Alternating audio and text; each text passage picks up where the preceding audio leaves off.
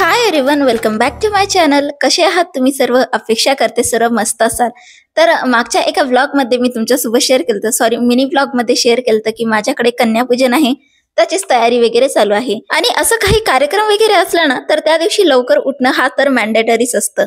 पण आज मी थोडं उशिरा उठले होते कारण की काल संध्याकाळी पाहुणे आले होते आणि त्या चक्करमध्ये रात्री झोपणंही उशिरा झालं. आणि सकाळी सकाळीच पाहुण्यांना बाहेर जायचं होतं, त्यामुळे म्हटलं की ठीक आहे सकाळी सकाळी त्यांच्यासाठी नाश्त्यासाठी ना पोहे वगैरे करून देते. कारण की नवरात्र चालू आहे आणि नवरात्रीमध्ये उपाशी पोटी पाहुणे आले तर त्यांना पाठवू नये, त्यामुळे ठीक आहे म्हणून मी इथं पोहे वगैरे बनवून घेतले होते.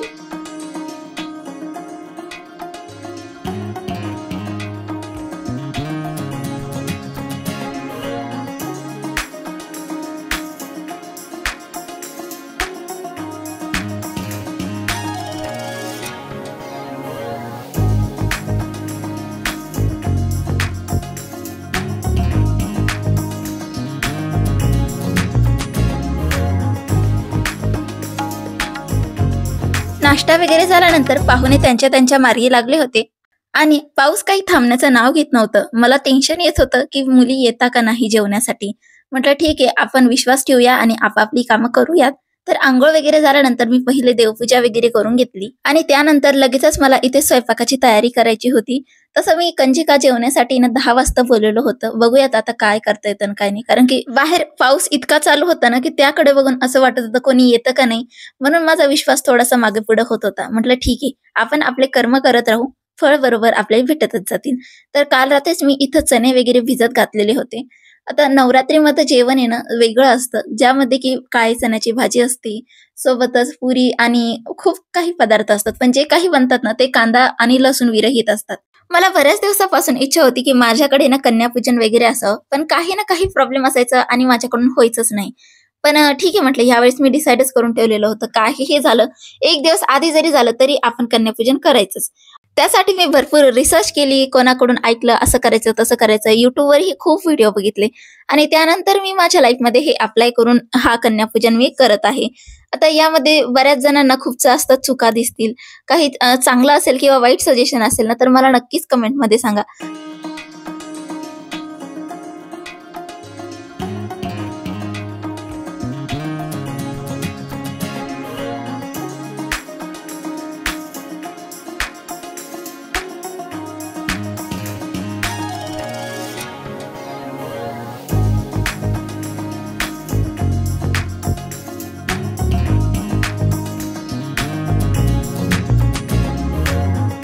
चणे वगैरे शिजूपर्यंत मी पुरींसाठी पीठही मळून ठेवलेलं होतं आणि त्यानंतर लगेचच शिरा बनवण्यासाठी घेतलेला होता. तर आज आहे ना मी बारीक रव्याचा शिरा बनवत आहे.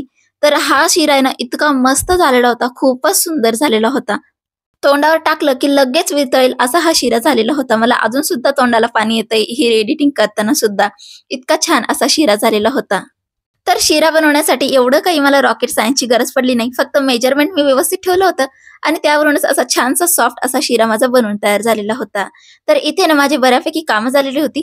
फक्त आहे ना पुऱ्या मला गरम गरम काढून कंजिका जेवणासाठी ठेवायच्या होत्या.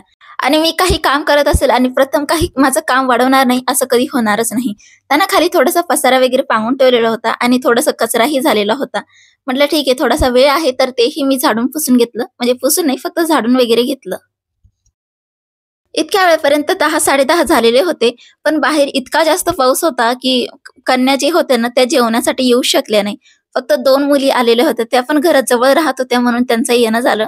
आता तुम्ही सिन्नरमध्ये राहत असाल ना तर तुम्हाला माहीतच असेल की संडेच्या दिवशी आपल्याकडे रात्रीपासून पाऊस होता, तर तो डायरेक्ट दुपारपर्यंत चाललेलाच होता आणि त्या दिवशी ना सप्तमी होती. आता तुम्ही म्हणाल सप्तमी का, तर आमच्याकडे ना अष्टमी नवम्या असतात, तर त्या निमित्तानं आम्हाला गावी जावं लागतं. म्हणून मी हे जे कन्यापूजन होतं सप्तमीलाच करून घेतलेलं होतं. आता ठरल्याप्रमाणे 2 कंजिका आलेल्या होत्या. म्हटलं ठीक आहे आता 2 आहे तर ठीक आहे त्यांच्यासाठी काहीतरी चांगलं करूया, म्हणून अशी छानशी रांगोळी वगैरे मी काढून घेतलेली होती. बऱ्याच दिवसानंतर रांगोळीवरती हात चढला, त्यामुळे मला कोणती डिझाईन काढू हे सुद्धा सुचत नव्हतं आणि रांगोळी सुद्धा मला काढायला जमत नव्हती. आता छाप्यांचं जग आलंय त्यामुळे आपलं खूप जास्त प्रॅक्टिस होत नाही रांगोळीसाठी.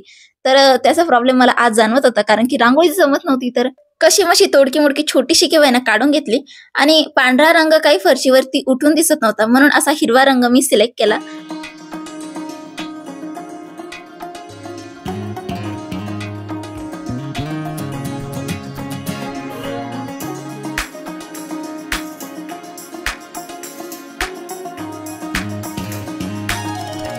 त्यानंतर कन्या जेवायला आलेल्या होत्या आणि माझ्या इथं पुऱ्या बाकी होत्या, त्यामुळे फटाफट मी अशा पुऱ्या लाटून वगैरे घेतल्या आणि त्यानंतर लगेचच मी कंजिकांसाठी ना जेवण वगैरे वाढून घेतलं. हे सर्व करताना आहे ना मला लहानपणीचे दिवस आठवत होते. मी स्वतः दुसऱ्यांच्या घरी जेवणासाठी जायचे आणि आज बघा, आज मला दुसऱ्यांना बोलून आणायची गरज पडते. माझ्या हातात जर असतं ना तर मी आजही कन्यापूजनाच्या जेवणासाठी गेलेले असते. तर सर्वात आधी देवांसाठी मी नैवेद्य वगैरे ठेवून दिला आणि त्यानंतर लगेचच कन्यापूजनाची तयारी येथे करायला घेतलेली होती.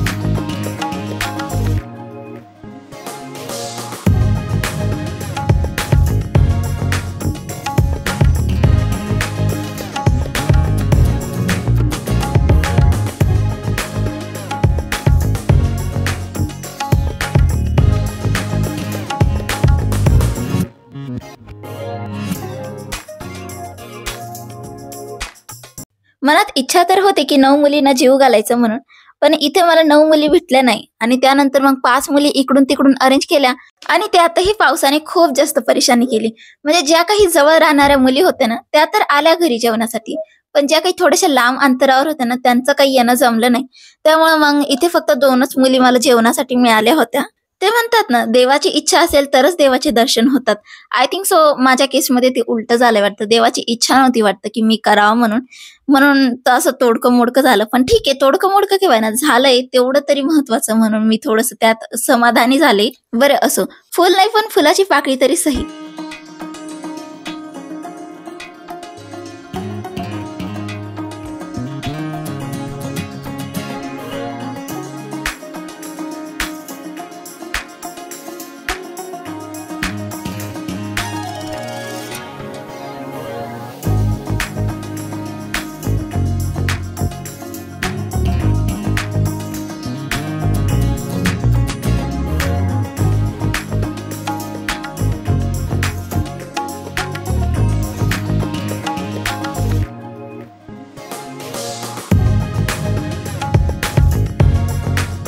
जेवणानंतर त्यांच्यासाठी मी छान असे गिफ्ट आणलेले होते. लहान मुली गिफ्ट बघून तर खूप जास्त खुश होतात. तर त्यांच्यासाठी ना मी असं काही शालेय साहित्यच आणलेलं होतं. आता बऱ्याच जणांना असं वाटेल काय बोरिंग उचलून आणलं, पण मला आठवतं आम्ही जेव्हा लहान होतो ना तर एक एक पेन्सिलसाठी, एक एक वहीसाठी आम्हाला आहे ना खूप जास्त असं वेट करावं लागायचं. त्यामुळं मी त्यांच्यासाठी हेच उचलून आणलेलं होतं. आणि मला खूप जास्त वाटतं की मुलींनी ना शिकावं, त्यांच्या पायावर उभी राहावं. त्यामुळं मी त्या गोष्टीला प्रोत्साहन सुद्धा देते. ऍटलिस्ट ठीक आहे, जास्त मोठं नाही पण छोटं जेवढं काही माझ्याकडून होईल तेवढं मी करतच असते. आता खेड्यागावामध्ये मी बघते ना खूप लहान वयात मुलींचं लग्न करतात. त्यानंतर मग त्या मुलींना त्यांच्या मिस्टरांवरती डिपेंड राहावं लागतं. त्यांचे ते स्ट्रगल बघून मला खूप जास्त वाईट वाटतं. आता न शिकवण्याची खूप जास्त कारणं असू शकतात, त्यामुळं आपण त्यावरती काही डिस्कशन नाही करू शकत खूप जास्त. तर येथे ना मी 6 मुलींसाठी साहित्य वगैरे घेऊन आलेले होते, पण कंजिका मात्र 2च आलेल्या होत्या, म्हणून बाकीचे जे काही रिमेनिंग होते म्हटलं ठीक आहे, संध्याकाळी जर आल्या तर संध्याकाळी त्यांच्याकडे देऊन टाकू, म्हणून ते तसंच ठेवलं. जर नाही आल्या तर बघूयात आता उद्या काय करता येईल ते. तर शक्यता तर नाही माझी की रिटर्न करावी म्हणून, पण बघूयात जमेल तसं करूयात. तर हा होता आजचा माझा व्लॉग. कसा वाटला तुम्हाला आजचा माझा व्लॉग मला नक्कीच कमेंटमध्ये सांगा. काही चुकलं असेल तर ते सुद्धा मला कमेंटमध्ये नक्कीच सांगू शकतात. चला तर मग अजून एका इंटरेस्टिंग व्हिडिओसह भेटूयात. व्हिडिओ शेवटपर्यंत बघितल्यासाठी खूप खूप धन्यवाद आणि चॅनलवरती नवीन असाल तर प्लीज चॅनलला सबस्क्राईब सुद्धा करा. व्हिडिओ आवडला तर व्हिडिओला लाईक, शेअर, कमेंट सुद्धा करा. चला तर मग पुन्हा भेटूयात. हॅपी नवरात्री.